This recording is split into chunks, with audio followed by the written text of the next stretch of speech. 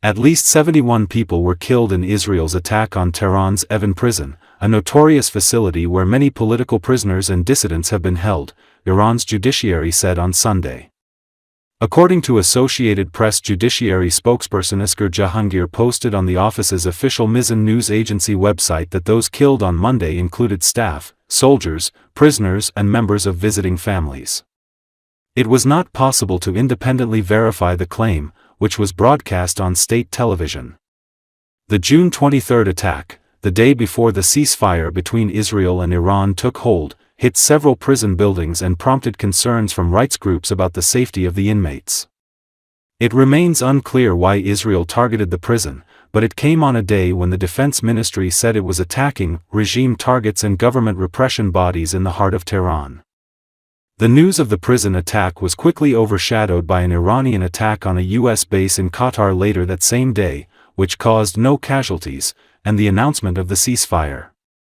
Jahangir did not break down the casualty figures but said the attack had hit the prison's infirmary, engineering building, judicial affairs and visitation hall, where visiting family members were killed and injured.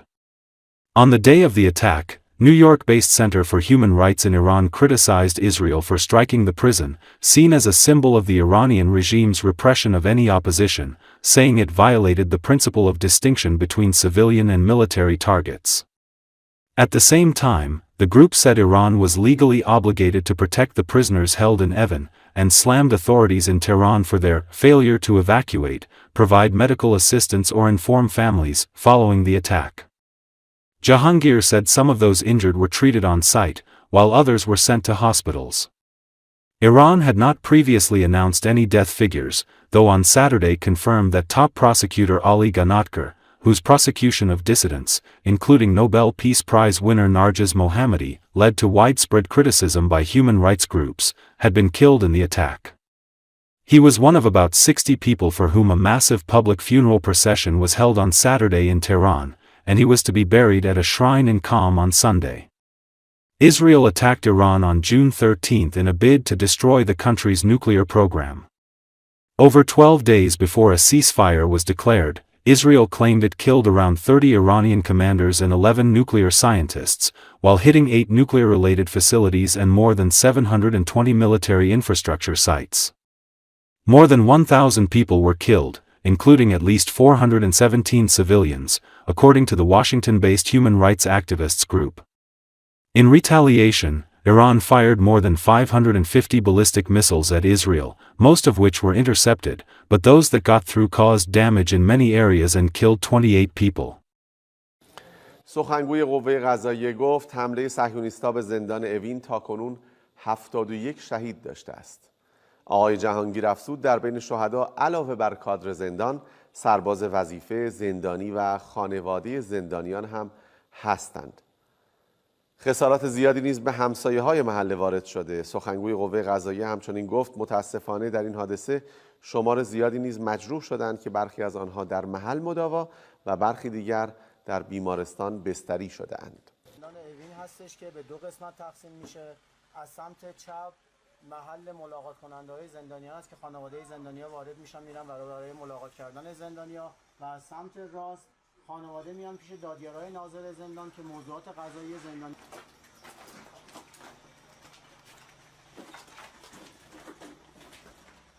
اینجا مردم بیگناه، مردمی که برای کار زندانیاشون اومده بودن پیگیری کنن، اینجا یک سری آسیب دیدن که خونی که ریخته رو زمین مشاهده میکنید محل در واقع زخمی شدن این خانواده ها هستش و این رژیم دشخیم همه رو قتل عام کرد. این سالانی که مشاهده میکنید محل استقرار خانواده زندانی است که برای ملاقات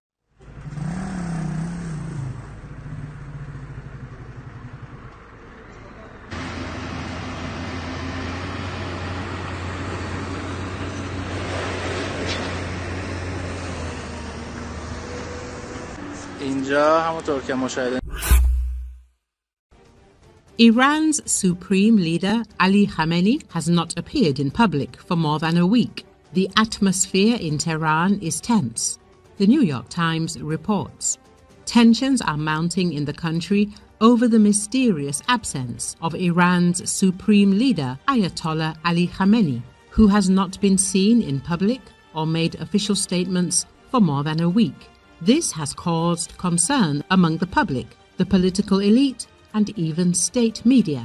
Iranian state television anchor publicly addressed a spokesman for Khamenei's office with the question that has troubled the entire country: what is wrong with our leader?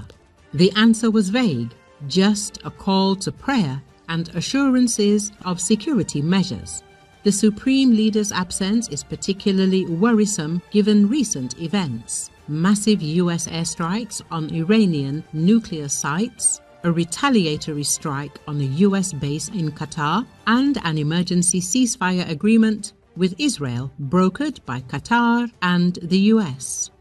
According to insiders, Khamenei is allegedly hiding in a bunker and avoiding electronic communication due to the threat of an assassination attempt, but at the same time, no official information has been received about his condition, participation in key decisions.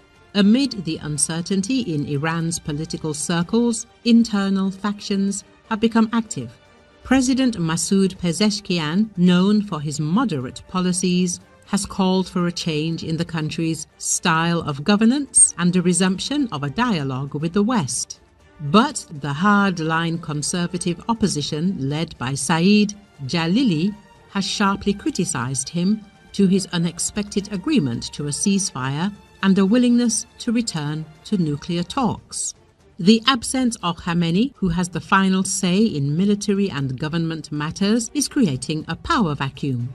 Analysts warn that his failure to appear publicly in the coming days, especially at the Ashura religious procession, could indicate a deeper crisis than Tehran is currently admitting. Experts say that after spending nearly 2 weeks in a secret bunker somewhere in Iran during his country's war with Israel, the supreme leader, Ayatollah Ali Khamenei, 86, might want to use the opportunity of a ceasefire to venture out. He is believed to be holed up, incommunicado, for the fear of being assassinated by Israel. Even top government officials apparently have had no contact with him. He would be well advised to be cautious, despite the fragile ceasefire that the US President Donald Trump and the Emir of Qatar brokered. Though President Trump reportedly told Israel not to kill Iran's supreme leader, Israeli Prime Minister Benjamin Netanyahu did not rule it out.